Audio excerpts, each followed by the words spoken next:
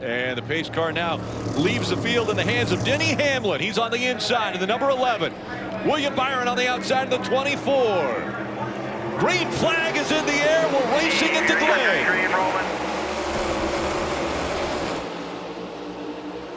And right away, you see everyone jockeying for position as they dive into turn number 1. Michael McDowell on the inside of that 24 of Byron. McDowell trying to make this a shortcut into turn number 2. Here they come up to the S's for the very first time. Denny Hamlin away with the lead, but Michael McDowell poised right behind him, ready to pounce. McDowell in the 34 has gotten by William Byron into 24, and it's a 3-car breakaway heading up the back straightaway with a scramble on behind them. McDowell just looking a little bit offline, trying to worry the 11 car a little bit into a mistake here. Awesome to watch these cars come through this corner, down into the carousel. Everybody nice and tidy right against the curb. You might put a little bit of right front tire on the curb there exiting. McDowell's going to try to put a lot of pressure on Denny Hamlin. He came off the carousel with a little bit of forward momentum. I don't think enough to make a pass. He's showing it to Denny, saying, I want it. Denny blocks the spot. Now back in the throttle, approaching turn 7. Confidence so high with the 34 team after the win at the Indy Road Course a week ago. Just his second career win, but right now they feel like they're the best on road courses as he has closed the gap once again. He'll look to the inside of Denny Hamlin as they go into turn number 1. And almost to the back bumper of that 11 is McDowell. Looks like Hamlin might be holding up the 34 and the 24. Now, William Byron was great at Indy, but he had to start at the back, Steve. Yeah, a little off the radar because he started last, but drove halfway through the field under green, finishing his time to top 15 as McDowell finally gets to the inside of Hamlin. Side by side for the lead. McDowell made it work in turn number 1. He's there in turn 2. Denny's going to try to stay with it, but cannot. Michael McDowell in the 34 to the top of the leaderboard, and William Byron now closing in on Denny. Denny trying to throw a tad of a block there, coming out of 4, but it's going to be a twofer. McDowell and Byron both pass the Hamlin car. And then he throws the block on Gibbs back there in for 3rd. Looking offline on Cindric. A little bit of dirt ahead. These guys, oh, we got the 99 spun. A little contact with the inside wall there. Going to try to get it underway. Try to rejoin traffic. I'm not sure that contact was too severe, but cars trying to go through here and getting offline, getting in the dirt. Lots of dirt on the inside of the curbs. Just a little bit of dirt, a little dirty racetrack can make these cars slick. Now this next corner right here, Dale called it. It's all about the curbs. He kind of got his timing of steering wheel input over the curbs, kind of out of time. The car bounces to the right, gets very fortunate not to come back into traffic and not hit the inside wall. I mean, look at this right here, threading the needle with a barrier. Let's see what kind of contact. Oh, barely a kiss. Harrison Burton in the 21 right here, heading down the backstretch, running in 28th. In front of them, the 38 of Todd Gilliland and the 77 of Ty Dillon get side by side, and it forces the 21 to kind of check up here. There's nowhere to go. So as they enter, the 21 checks up. The 15 sees it, the 43 doesn't. 43 hits the rear bumper of the 15. Andy Lally, who then makes contact with the 21 of Harrison Burton, spins him off the top of the carousel. Now for the 21, it did flat spot the tires. He had to come to pit road. Currently has joined just behind the leaders 1 lap down. You see just a chain reaction, but it started all the way back entering the bus stop. But it is the 34 of Michael McDowell who comes out of 7 and sees the start-finish line. He's going to win stage 1 here at the Glen.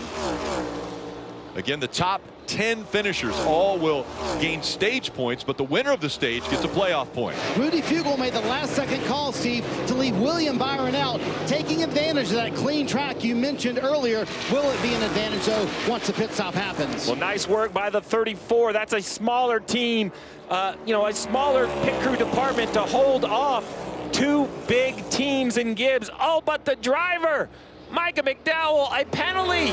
What he did a week ago was perfection. Great execution. This time driving through too many boxes. You're only allowed 3. There's blocks 1, 2, 3, and 4. Remember, drivers on the left side, which is the same as Indy. They've done this. So let's just count this, right? As he turns right, he touches box 1, box 2, box 3, box 4. He's in pit stall 5. You can only drive through 3. It wasn't even close. It'll be a pass-through penalty for McDowell. A huge mistake for a driver that was perfect a week ago. So on the left side, you see McDowell continuing to fall. He should lose 22 or 23 seconds through this situation of riding down pit road. Yeah, Rick, it may seem crazy to say this is an important race for a driver who has 4 wins in the regular season, but Rudy Fugle this morning told me, listen, we have to start building some momentum. Since their Atlanta win in July, they haven't finished better than 14th. Rudy told me, listen, we've had the speed, we have not had the execution. We need to capitalize today. So far, they're doing it, Kim. William Byron looking for his 8th stage win of 2023. It's the most of all drivers.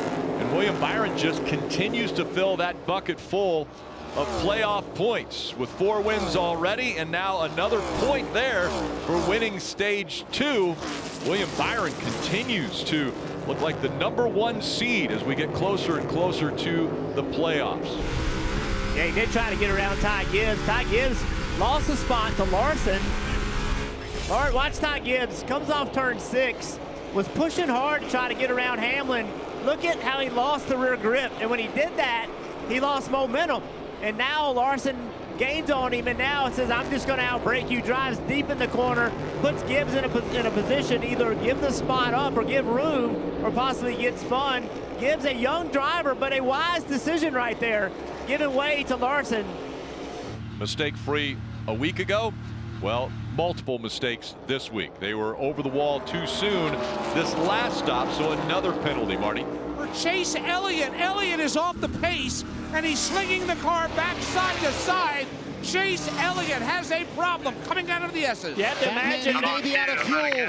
Alan Gustafson said earlier, flip the switch. When you flip the switch, in reserve, we have 3 laps. They told him a moment ago, you have 2 laps, but obviously Chase Elliott out of fuel on the racetrack, needing a win at Watkins Glen or Daytona next week. Looks like it's going to be a must-win for sure at Chase Elliott at Daytona next Saturday night. He's going to come to a stop here in the middle of the bus stop. That's going to bring out a yellow as he can't get the car refiled. There's your caution.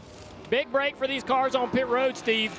Absolutely. As soon as they saw the 9 slow, all the leaders knew they had to get pit road. This was the chance for the 24 to have an error or lose control. In the end, it was a perfect counter by William Byron.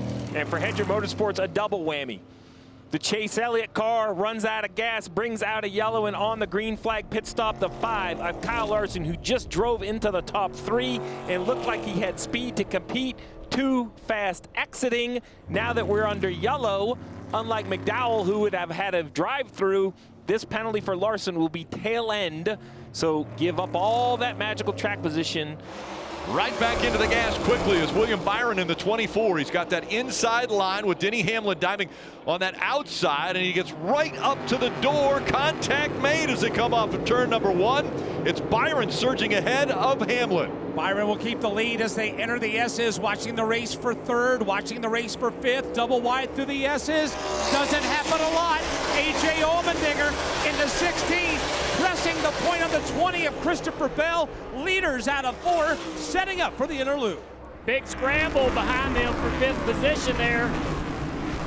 The Gibbs cars, Truex and Ty Gibbs sorted out. Still side by side behind them, though. A lot of contact. A little bit of dirt flying.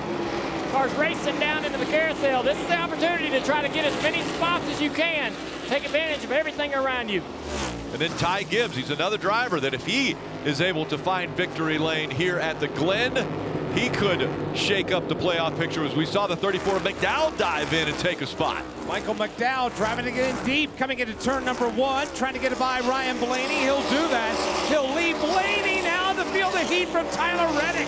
Reddick into 45, just muscling his way under Ryan Blaney at the top of the hill, and they'll drag race their way into the interlude. Blaney on the inside here. I don't know who's got the preferred line. Blaney's going to back out, allow the 45 the position to not slow either one of them down.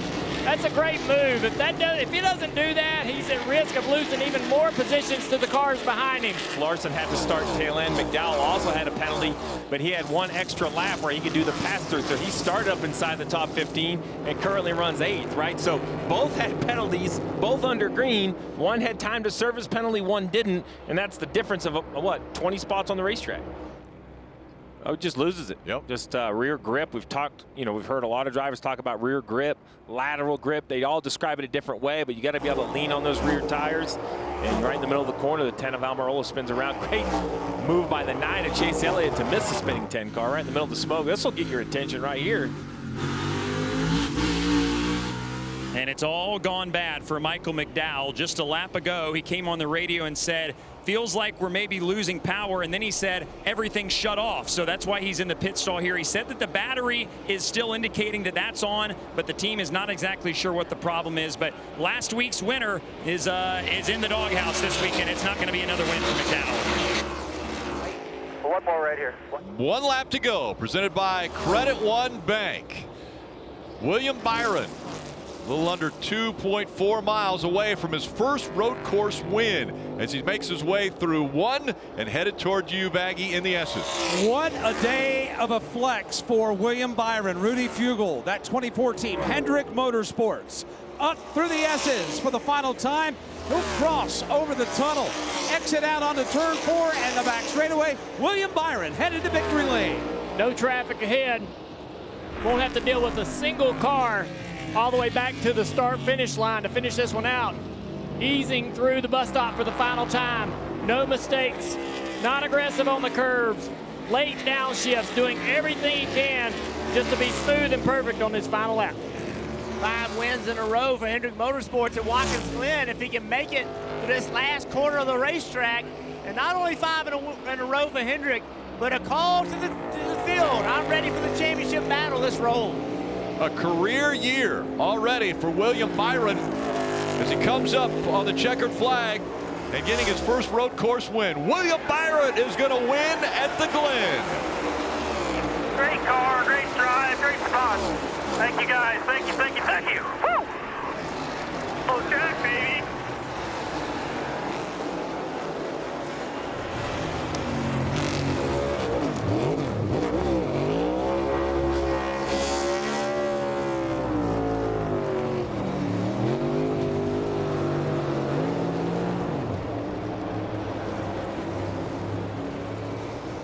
Hi, I'm Parker Kligerman. For more access like this from Pit Road, be sure to click and subscribe to the Motorsports on NBC YouTube channel.